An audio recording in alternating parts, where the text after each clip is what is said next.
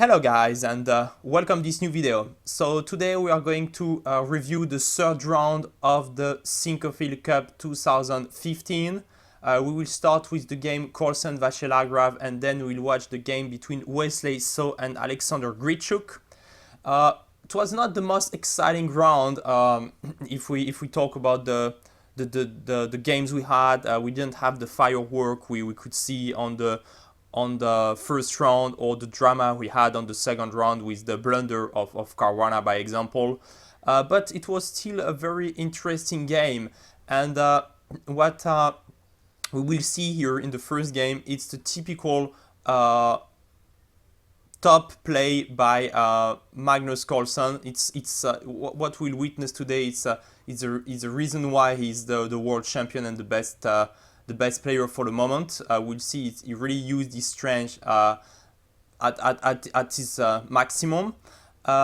Just before starting using these few seconds to tell you that it's already the third round and the third video I make for this tournament, for the coverage. So likes and shares are very appreciated. So if you wanna like the video or share it, it's really appreciated.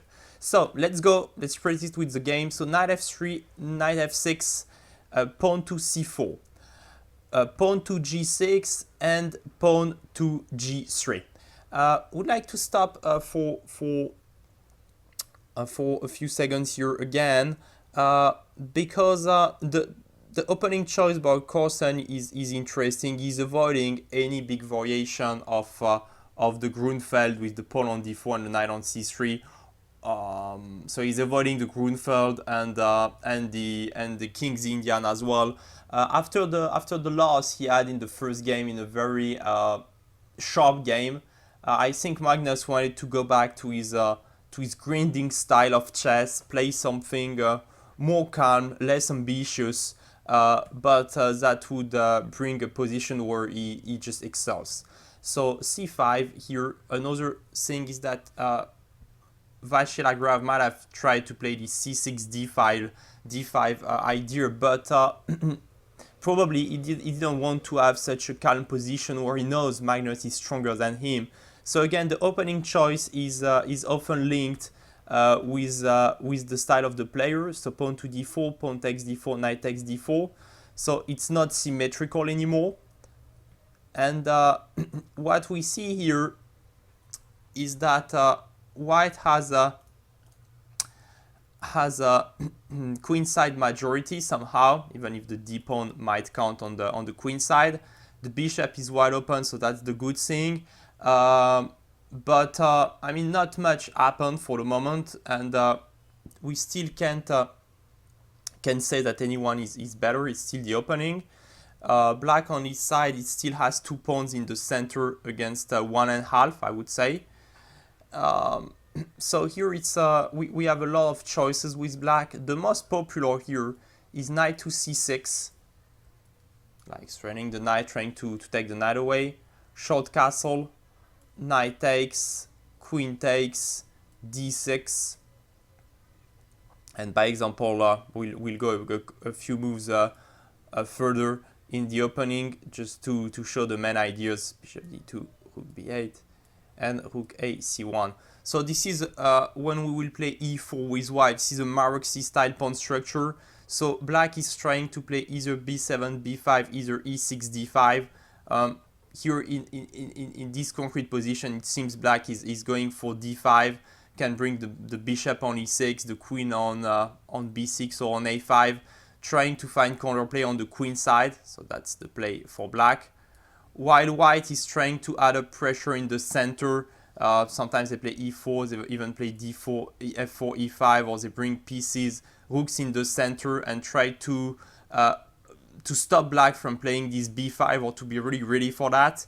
And as long as black is stuck on 3 ranks, white can apply pressure. When black proceed with b5 or the move d5, black is just doing fine. So Vachier Lagrave didn't go to this position because he knows that the position where Carlsen is a perfect player. He knows how to contain his opponent. from achieving its plan. He's really a master of harmony and of piece placement, and so he refused to go to this somehow equalish position. He went instead Queen c7, forcing some more complicated play. So this is a position that we played many times, knight d5. Here Vachier Lagrave is playing queen c4, so he's going to a very concrete line. He could have played knight d5, pawn d5, queen a5 check, bishop d2, queen b6, and bishop c3. That's a position that arose in already a few games. We have a game between Wang Hao and Grischuk that was played here. Black here went e5, a very concrete move again. And this is an interesting unbalanced position. So maybe it would have been a great better choice for Vachier Lagrave in this position. Though, again, the preparation of the game, I mean, maybe he knew there is a novelty somewhere. I mean, those guys are analyzing the game much more than any commentators could do. So there could be some hidden reason why he didn't play this knight takes d5. I'm just saying from our level what we could know. So queen c4, knight e7, king h8. So this is forced, taking with a check, king h8, knight c8, rook c8, short castle. Let's go a couple moves further, because analyzing the game now, stopping now, would not be interesting, because there are some things that are going to happen before we can make a little review of the strategical point of the position. So knight c6 is attacking the knight. You don't really want to take this knight, because he could maybe take with the d pawn, and he would not have this weakness on d7 anymore. Bishop e3, protecting the knight. Knight to g4. So now we attack the bishop. Knight c2. So going to this line, this is pretty much well, it's pretty much forcing for both players. It's attacking, defending moves. Knight e3, and queen e6. And this is the time we have to stop now that we went out of the theory and we went out of those more or less forcing lines. So what do we see here is that we have the same minor pieces. So knight and bishop against knight and bishop. The bishop of opposite colors, so it means the pawn structure in front of the king for both players are right. I mean, we have the pawn on the light squares for the black side and the dark bishop, and the pawn on the light squares and on the dark squares and the light square bishop for white. So this is just the perfect pawn structure around your king, so all good for both players. The only difference here is the pawn structure, and I'm talking about the d7 pawn. This is an isolated pawn. It's not on d5, so maybe it's not that easy to attack, but this is surely a weakness, and this is surely the difference here. I prefer, and everybody would prefer, I hope, the e2 pawn, which can just go to e3, being protected. So everybody protects everybody. Everybody is sitting tight here for white. Compared to these d7 pawns, is always going to be a problem in the black position. So that's the play, and that's what Magnus is really good. It just has this little tiny advantage, but you know you're gonna have to defend for 30 moves, 40 moves, 50 moves in order to achieve your draw, because this guy is never going away. So it's psychologically, I guess, pretty hard for Vachier Lagrave to get this position out of the opening. So it's 1-0 Carlsen out of the opening. I mean, not a 1-0 result, but I mean, Carlsen achieved what he wanted to achieve in the opening. He just got what he wants, and now he's going to work hard to beat Vachier Lagrave. So knight to d5. I mean, it's logical move. I mean, knight on the center. I'm always love to make the arrows. Sorry, something happened. I heard some strange sounds. So I mean, the knight always love to make the arrows just to show how many squares it looks at, so always great to have a knight on d5. Here black lets bishop b2. It's not certainly the best move here. Black wants to exchange more pawns in order to get closer to the draw probably, but after bishop b2 we are going to exchange this pawn on b2 against the pawn on b7, and somehow, at least for the moment, it seems harder to defend the b2 pawn than for black to defend the b7 pawn with the traffic in front of it. From another side, after a move like I don't know, rook b1 and b3, the pawn is just gone. So okay, it's hard to say if it's not a mistake, and it leads to a lot of exchanges as it forces white now to trade those rooks. So somehow it's a problem less for white, but on the other side it's less pieces on the board. And now if we exchange the queens and the knights, even if you win the d7 pawn and retreat those guys, this is going to be a dead draw. And we also have those opposite bishop, there's opposite bishops, so most of the opposite bishops endgame are drawn, even if you are a pawn or sometimes even 2 pawns down. So it means somehow Vachier Lagrave thinks the more pieces I exchange, the closer I get to my draw. Here white goes with a prophylactic move e3. Pretty normal, as we said. The pawn on e2 might be a target, so we just push it, being protected by another pawn. Black goes rook to b2, so attacking the pawn on a2. Guess you got this one. Pawn to a4, protecting the pawn with, I mean, just going away, and the pawn is protected. So we get so this position after those after bishop b2, so after this more or less forced line again. As you see, it's not the same time as game with a lot of variation to watch. It's more it's more strategical, so we have less to dig in lines. But here it's an important time because Vachier is going to make a mistake, 97, and we will just see why it is a mistake. The thing is that, let me just show you the game in order to understand what happens. After 97, it's met by knight f4. And after knight f4, we are attacking the queen. And we are threatening to play knight d3 in order to win either the bishop, either the rook. So black is going to be forced to give the bishop. And you never love to give the bishop, especially when the bishop is the perfect defender of the king, because your pawn is not on g7, but it's on g6. If it was on g7, it's not a big deal maybe, but it's on g6, and it means all those dark squares now are going to be weakened. So 97, surely a mistake.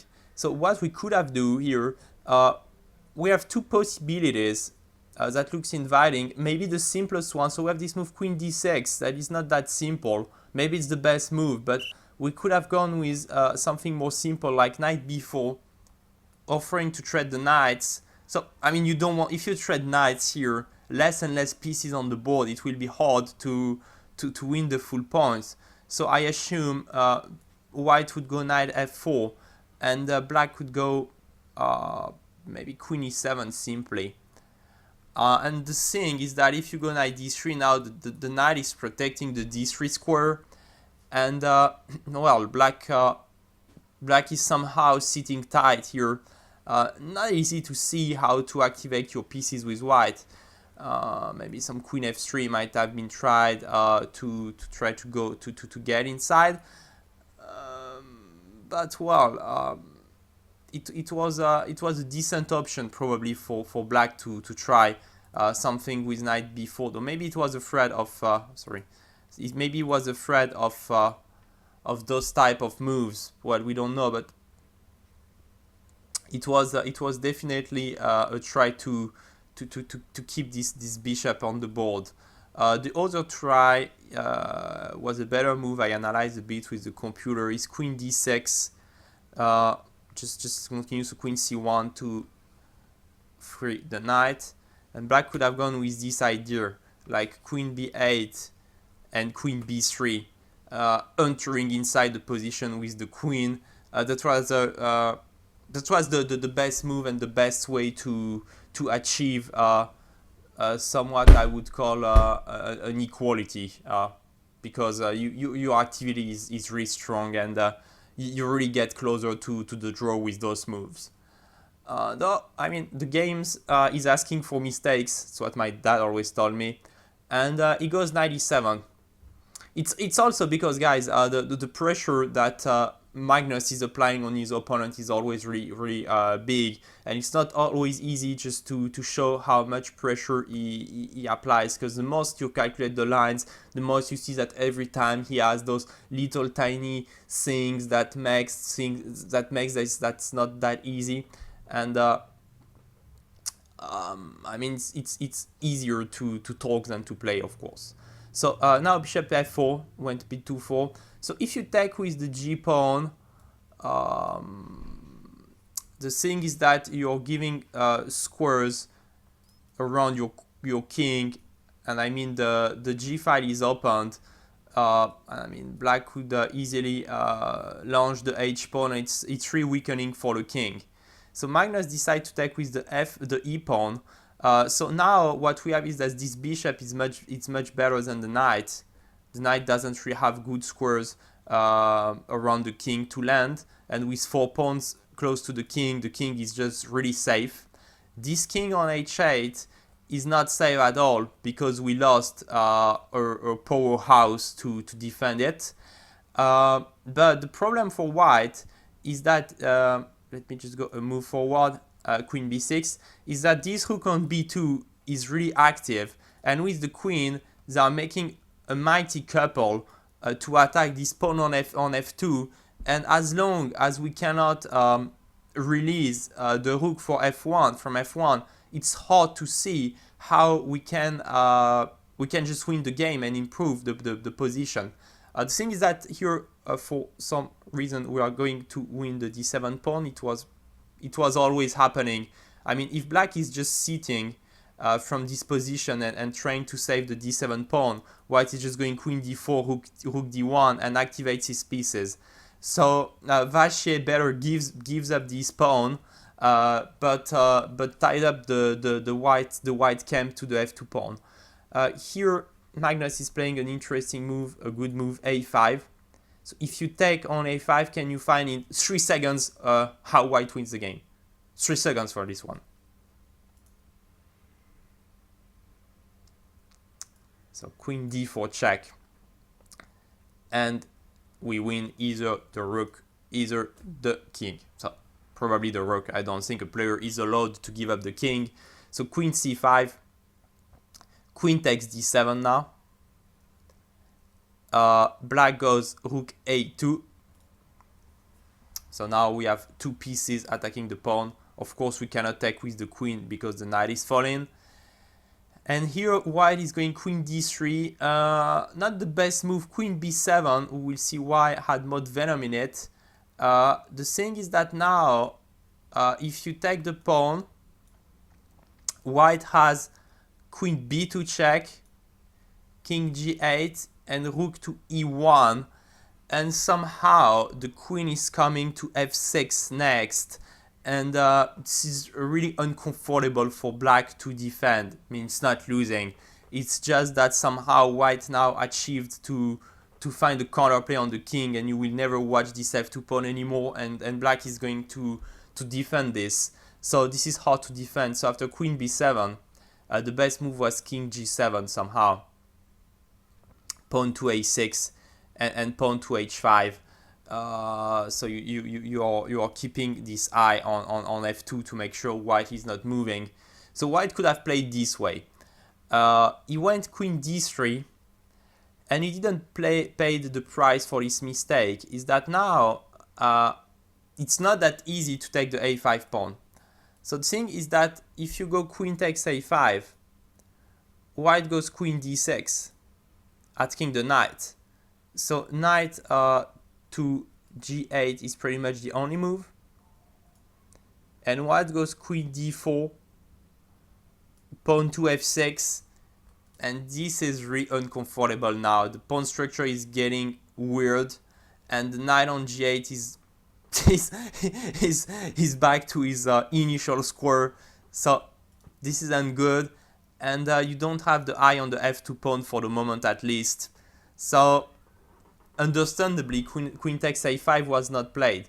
But what Magnus Carlsen said in the press conference is that he was waiting for the move rook a5, queen d2, that's the Magnus Carlsen line, and rook b5. And he thought that maybe white would be able to win back the pawn on a7 somehow, because no more pressure, so the rook is coming into play. Most probably the queen will be exchanged, and maybe even the rook will be exchanged. And even if we stay with a 4 against 3 on one side of the board, it's really important. The fact that we're on one side of the board means that the knight is not that bad against the bishop. It's even often better. I won't say it's better here, but let's say it's equalish when the play is just on one side. So 4 against 3 in those situations, most often it will be a draw, and this is assuming that white is winning back the a7 pawn. So probably the move queen d3 was a mistake because you let this variation happen, which was not the case if we went queen b7. But this slight mistake Magnus didn't have to pay for that, because black is playing king g7, so it's going back to normal. Let's say pawn to a6 now, so the pawn is protected, and pawn to h5. And the thing is that black didn't bother taking the a6 pawn, because the a pawn, because he believes that putting pressure on this f2 pawn is just enough. He says, like, you cannot move your rook away. How are you going to win the game with a queen and a bishop? You are looking at what are you going to attack with those two pieces? It's impossible. So h5 is launching the pawn, improving the pawn structure. White goes bishop b7, knight f5, placing the knight on better square, queen e4, and here this is just Magnus Carlsen magic is going to happen here. So it's just moving the pieces. He doesn't really have threats, but he's just moving around. He's waiting for you to move the pieces on the square he wants. So knight d6 now. Here queen e5 check is not working because after queen e5, pawn e5. So here big improvement of the pawn structure. Knight b7, pawns b7, and rook b2, seizing the pawn on b7, and this is just a dead draw. So Magnus goes queen b1. So you see it just went from d2, goes back to b1, so it's just moving around. Black goes rook d2, and now that black goes rook d2, Magnus is going queen a1 check. So he takes the long diagonal. This is important. King g8, bishop g2, replacing the bishop on a better square. Knight f5, and queen to e5. And here, suddenly, Magnus is activating its pieces. So it just moved around, and now his queen has landed on d5. If you go queen b6, he would go bishop to d5. So he's looking at some checks. Knight d6, bishop f3 by example. With the idea to go bishop e2 and rook c1 and finally play with the rook. Not sure it's winning though, but I mean trying to slowly but surely improve each piece and just turn around your opponent. And now if black takes the pawn on a6, you can go rook b1 and rook b8. You are making the connection on h8. We see it pretty often lately. I think it's maybe the third or fourth video in a row when I talk about those possible queen h8 checkmate because of the bishop because the bishop disappeared. So it's not that easy to take the pawn, and bishop e2 is coming, rook c1, rook b1. I mean, this is just improving the position of the pieces, and it's like you are hitting your opponent with each move. So queen e5, really a good move, really a good maneuvered. He really maneuvered well to get this. And now Vachier is trading the queens, but look at that. It means no more problems with the f2 pawn. I mean, the rook is free now, and the pawn structure just dramatically improves. So it's really good for Magnus here. Vachier Lagrave goes rook e2, and now Magnus is going to play a really good move. I give you 10 seconds and try to use your endgame knowledge to see what you have to do here with white. It's simple and complicated at the same time.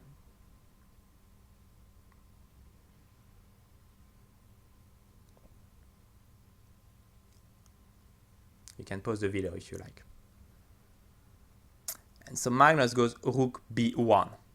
The thing is that this pawn, a very advanced pawn in the rook endgames, is always a very big asset you have.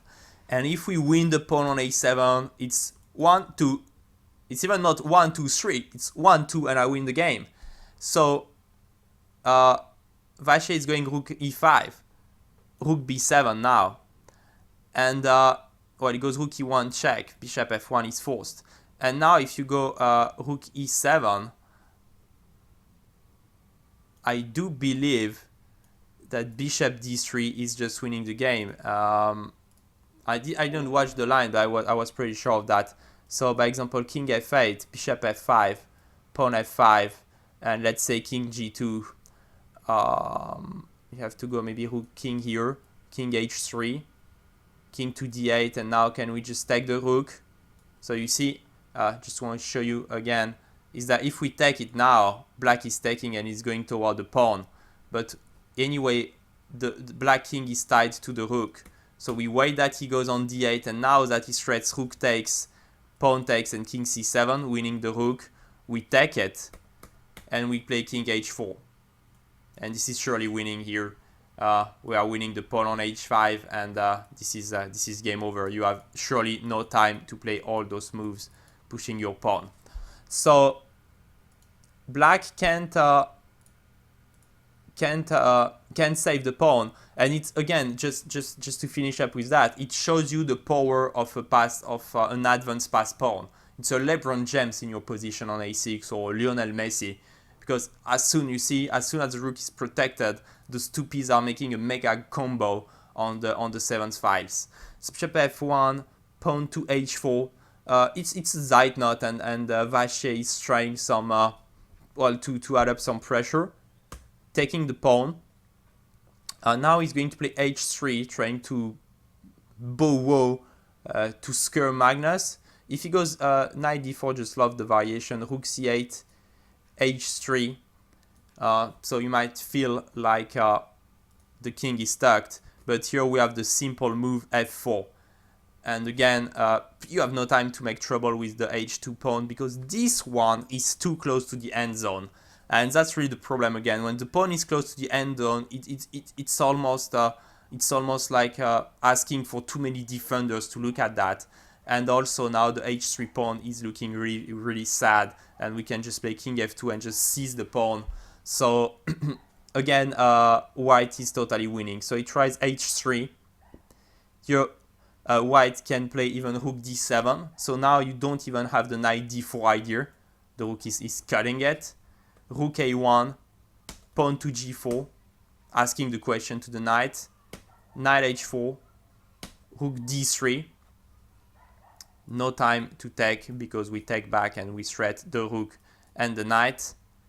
Knight g2, rook h3, knight f4, rook f3, not much to say, g4, rook b3, and black resigns. I mean, okay, we have, it's 2 pawns up here. It's 2 pawns up, sorry, it's 2 pawns up, and the pawn is close to the end zone. The bishop is perfectly placed. Black can't do anything. It's an easy win from here. So a good win by Magnus Carlsen, really showing his strength and playing perfectly in the calm position as usual, I would say.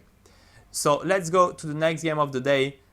Wesley So, the American player, against Alexander Grischuk from Russia, Moscow, Russia. it's let's try to, already 30 minutes in the video, let's try to go a bit quicker. So we have a symmetrical position here, g3, g6, bishop g2. So for the moment, both players just played symmetrically. d6, castle, bishop g7, d4. So I mean, it's pretty much the same position. I mean, the same type of position as we had in the previous game, talking about the pawn structure. And well, it's more or less the same thing, just a couple of pieces on different square. So we had probably something on d7 here, a queen here, and the knight on b8, and we had the move knight d5 coming. So he castle, queen c4, and knight e7. But I mean, it's the same type of position. So here it's different. Bishop d7, b3. So we are not going to those exchanges. We are going to play the position as it is. So no dramatical changes. So again, it's when we play the move e4 here, we would have a Marok pawn structure. Again, the black side is going to try to play a6, b5, and 5 counterplay on the queen side, while white is going to put his pieces on the center to add up pressure. So here, two options. White is going to play b3. He could also go with knight c2, pretty much the same, so just show some theoretical lines for you to know what might happen. So bring the bishop to b2, bishop h3, knight e3, bishop g2, king g2.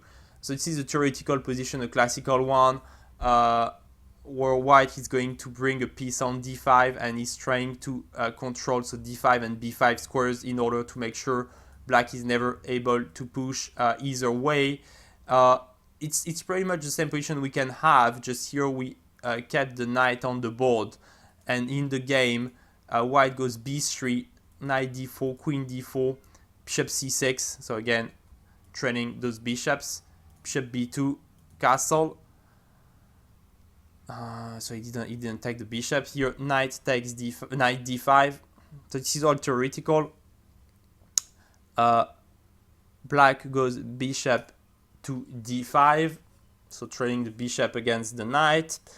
And here, the most classical move and the most logical move is to play bishop d5, knight e8, queen d2, bishop b2, trading more pieces, queen b2, and rook b8.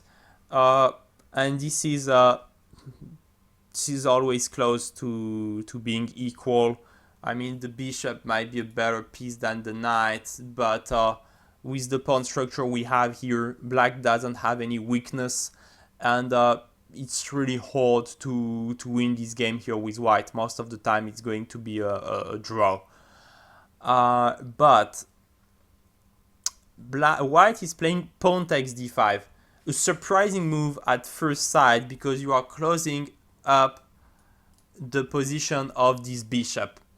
I give you 15 seconds, can you find the idea behind the move c4 takes d5? The main idea, the reason why this move is playable, and the plan that white is going to try to achieve in order to take advantage. It's a pretty deep one. Let's give you 15 seconds.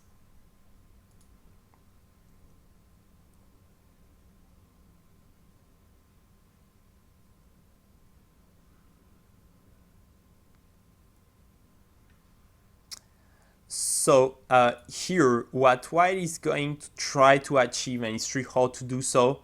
Let me just bring a move, the next move to make an empty board, is that he will try to protect the pawn.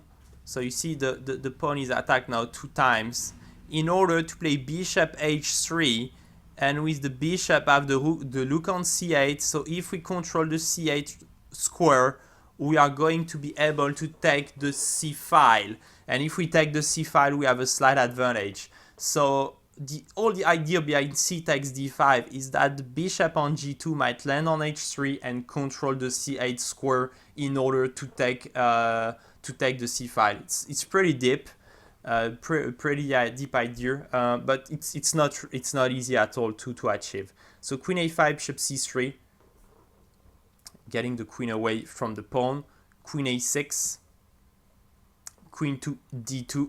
Queen doesn't have anything to do on d4, or you're always under knight e8 or knight h5, so no point to stay there. Rook fc8, rook fc1, so the fight is on the c file, of course. Black goes queen b5. I'm not sure. I tried to understand. I didn't understand why he went queen a6, queen b5, because as I said, you want to stop this bishop from coming to h3, so looking at the d5 pawn with the queen always makes a lot of sense. Rook b1, so he's getting away from the long diagonal with the rook, protecting the pawn, so maybe you want to play a4 and kick the rook away and maybe bishop h3, though the queen is going to d7, so always stopping that. But rook b1 it's a preparing move. A4, a5, so maybe you want to play a4 at some point. You taking some steps, and here white went pawn to e4, so he's totally changing. I mean, now it's the pawn on e4 will have to be protected, and not the pawn d5 anymore. Though I loved. I don't really understand why you didn't play a4, maybe queen d7, and queen b2. No, it's a way, I don't know. I loved to try to bring the queen like that, and maybe go b4 and pawn takes, queen takes b4, and attack the b7 pawn. And the thing is that now, if you go, by example, queen f5, I can even go. I mean, you are not running knight takes d5 because I put pressure on your bishop. So I don't know. That's an interesting way, in my idea, to try to go a4 and queen b2 would have made sense. I played a bit against the computer. In fact, he went queen b6, queen b2. And he went knight g4.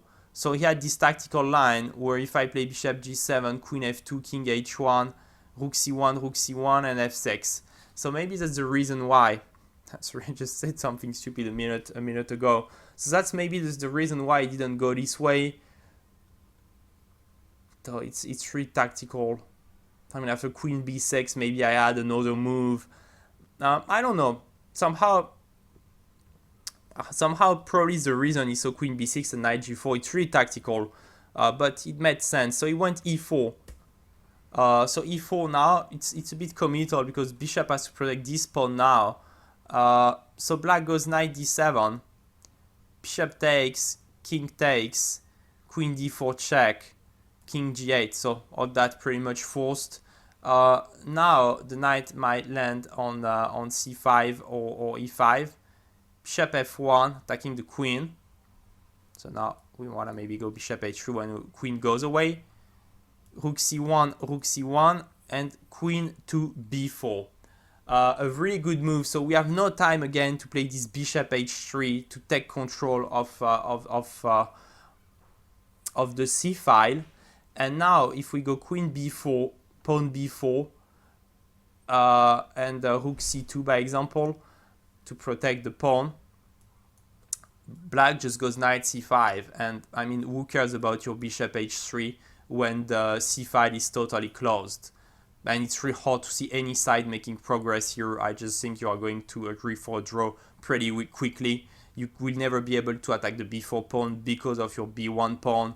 The king is coming through the queen side maybe, and this is just probably equal. So white goes rook c4, an interesting move, attacking the queen. So queen e1, rook c7. So the idea of black is going knight e5 anyway, but if you go f4 to stop the knight from coming to e5, the knight is coming to f6 and is landing on g4, and it's even more dangerous because you opened up some files and diagonals. So it doesn't make sense to play f4 to stop him. Rook c7, knight e5. White goes king to g2 because knight f3 is a big threat. Like, you take the pawn and he's just checking you. So you go king g2, and somehow the queen and the knight that are really good attacking players when they are together cannot really connect here to proceed with some strong attacks. It's hard to land with the queen on f3. Cannot go queen d1. You can't go queen c3. And it's hard to see how you can land, and it's really long to play h5, h4, while the pawn are falling on e7, and maybe you can even make a sack on e5 then. It's too long, but here Grischuk's finding a good move, a pretty smart queen b4.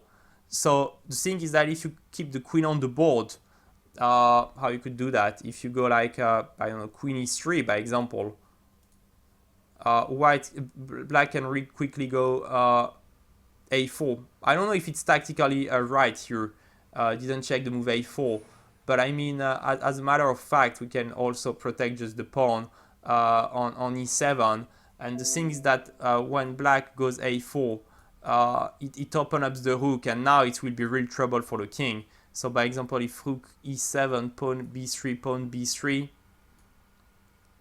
and maybe some rook a2, it really looks dangerous.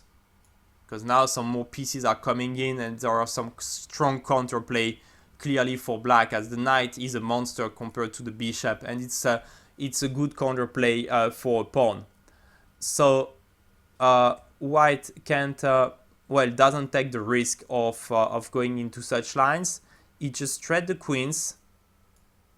So now you could not play a rook c4 because the knight protected it. So thread the queens and rook to c2. Here I think white could better try rook e7, rook a2, rook b7, and knight g4. It was a playable line with black finding again counterplay with the knight and the rook. It's probably again unbalanced, but close to well, it's unbalanced. Nobody is better. If you go rook e7, rook a2, rook h3.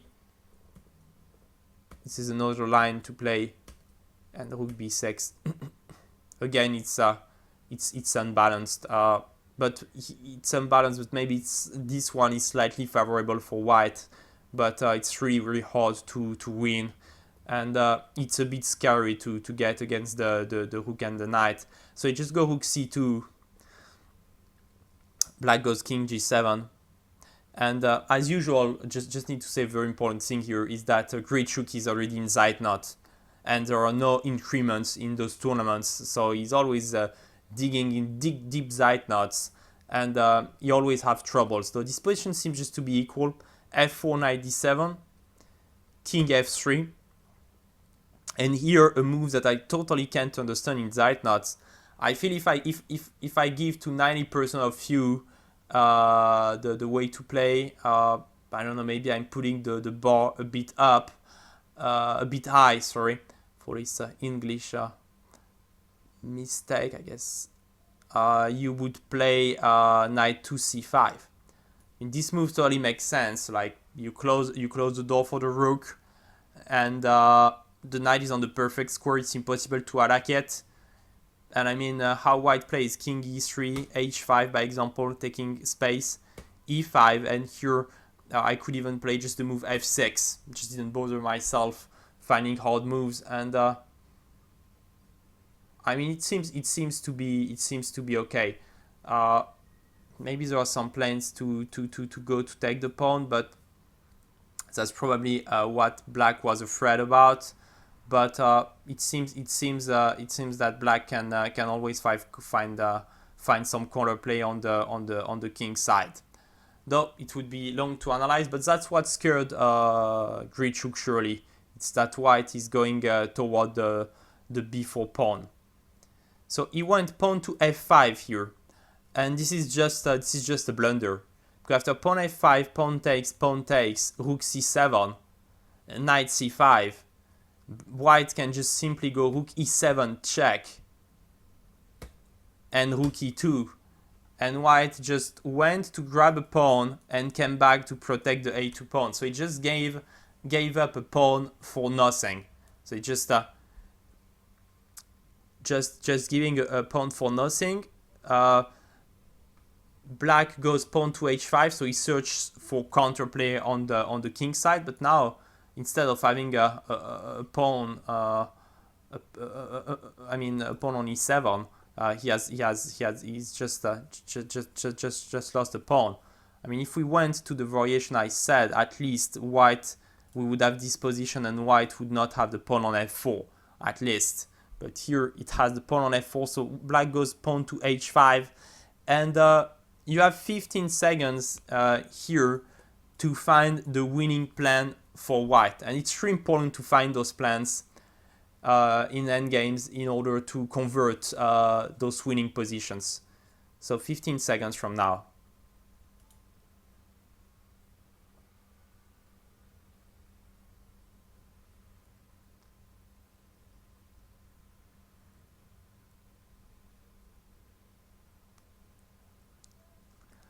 So it's the plan we saw earlier when I said it could be the only idea for white that scared Grischuk, is to go queen e3, king e3, sorry, king d4, king sc4, and king takes b4, and then king b5, king b6, pawn to b4, and king b7. So it goes king e3, pawn h4, king d4, pawn takes. So this bishop is not doing great, but the knight is not doing great as well. Rook g8 is going for the g2, g3 pawn. Rook e3, rook a8, king c4, rook a2, winning the pawn. King takes b4. So all that was in zeitnot. So exchanged the pawns. Rook f2, bishop c4. Now the bishop lands on a good square, defending the pawns. It's a perfect square for him. Knight e4 and king to b5, and black just resigned here. The thing is that you have no time to win those two pawns in order to find counterplay, because white is just going to queen the pawn. So you see the simple plan just won the game, bringing the king in, and it was over. So just to show you some lines that could have been played. So rook h2, king b6, knight to c5, defending the pawn, b4, rook b2, b5, rook h2. And here white has a good advantage, but Wesley So still had to find some plans to finish up the game. That's how black could have defended its game at best with black. So he could have tried to play a bit more like that, but he just resigns. So let's go to watch the the results tables. So we had a peaceful draw between Anand and Topalov, Aronian and Giri, another draw. Carlsen, Vachier Lagrave, so Carlsen won the game as we saw. So won the game against Grischuk, and Nakamura has drawn against Caruana. So what we have now is that Topalov is with 2.5 out of 3, and Carlsen is just following with 2 points, as well as Aronian and Giri. So we have Topalov in the lead with 3 guys on the chase. Carlsen backing his win, so back-to-back wins for Carlsen after a tough loss in the first round. So he had a tough warm-up, but he seems to be ready now after a lucky win against Caruana. Today it was a very good win against Vachier Lagrave.